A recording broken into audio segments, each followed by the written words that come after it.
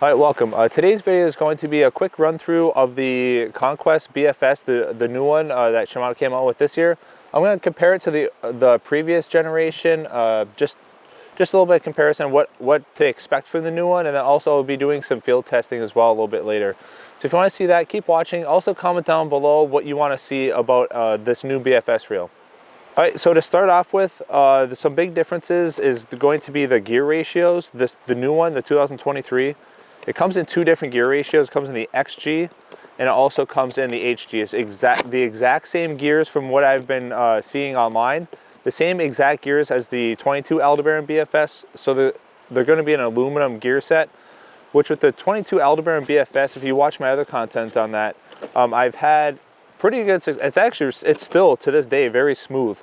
So I have the XG version. The reason why I went with the XG is because I get the faster gear ratio that's going to be really nice for twitching minnows. I can hit specific targets and then be able to rip that lure back instead of having the little bit slower gear ratio. Because with BFS, you don't need the torque of those lower gears. And I think Shimano realized that coming from the previous generation Conquest. But here it is. It looks almost the same. It's definitely smaller. I'm not sure if the camera can pick that up. But it is smaller. The side plate's a little bit smaller. I'll put some measurements down below. I don't have my tools with me, but I know that some people will be interested in that. Some other key factors that this new one is lighter because it has that aluminum gear set. The frame's also a little bit smaller. I know that some people, not a lot, but some people are talking about the weight of the Conquest, the 17 version. But I think it's gonna be negligible either way. I wouldn't hinge on that. Arguably the biggest difference is the spool. This is the same spool braking setup as the 22 Aldebaran BFS, which I really like that. It's out of the box, very flat casting, and I don't feel that there's a need to get an upgraded spool, even if you're casting, like 2 grams or so. Anything lighter than that, I did find that the KKR spool, it's the only aftermarket spool I've used for the Aldebaran.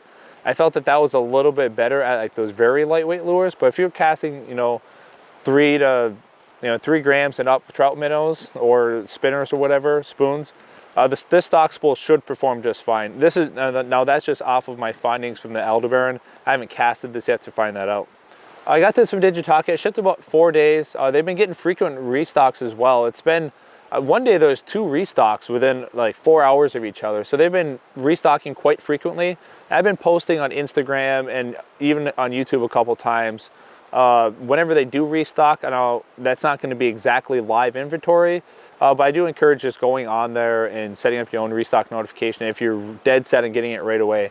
There is also discount codes that come across. So on my About Me section, down in the description below, I'll have the most up-to-date discount code that's verified to work. Also on my Instagram too, I have that in my bio. So if you follow me on Instagram, if you're going to make an order, just check there for a discount code. I make sure that it's verified, ready to work.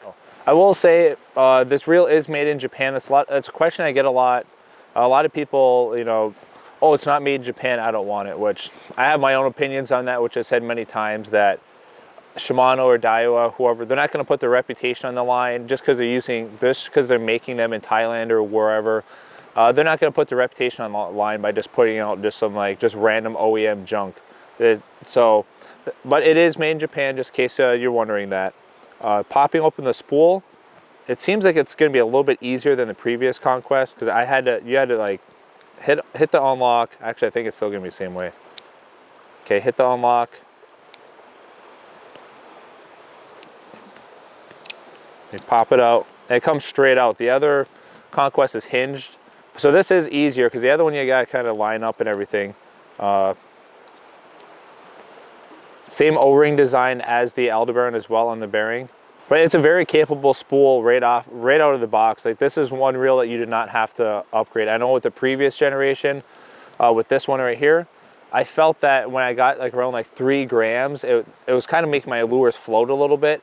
So that's why I think I'm going to keep it on my Silver Creek Glass Progressive. This is a 5'1" light powered rod. So it's a little bit beefier than I normally use. So this is really good for like those, 3.5, I'd say, but a little bit heavier trout minnows. So it's good that I can just keep that one setup there. And I'll probably bounce this around a little bit on a little bit lighter setups, but it'll probably be like for my stream setups, like somewhere in the middle for weight capabilities. So I'm gonna get this back together to get it ready to go out fishing. But there are O-rings on the bearings and also on the spool shaft. What that's going to do is reduce vibrations. There's like little micro vibrations that happen when you're casting. So I know in the Aldebaran BFS, it's crazy how quiet it is when you cast. Like a lot of times I was fishing my Silver Creek and my Aldebaran kind of, you know, side by side, just for like, you know, complementing setups, like when I'm out in the field. And I can definitely notice the difference casting, like the sound, which is, yeah, it's a small difference, but I do think it's enough of a difference that, so there's a little indent on the top of the side plate, and then there's an indent right here that lines up. So that's nice. That now oh yeah, there it goes. Yeah, now that I saw that, yeah, that's a lot easier to put together than the other one.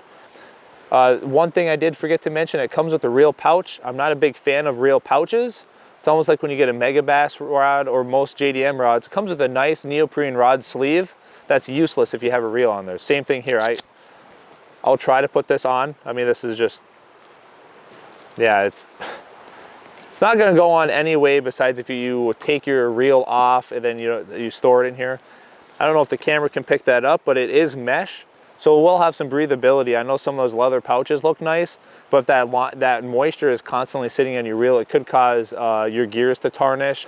For line choice, I think I'm going to run braided line just at first. I know a lot of people run a thin braided line, so I want to hit as many interests as possible.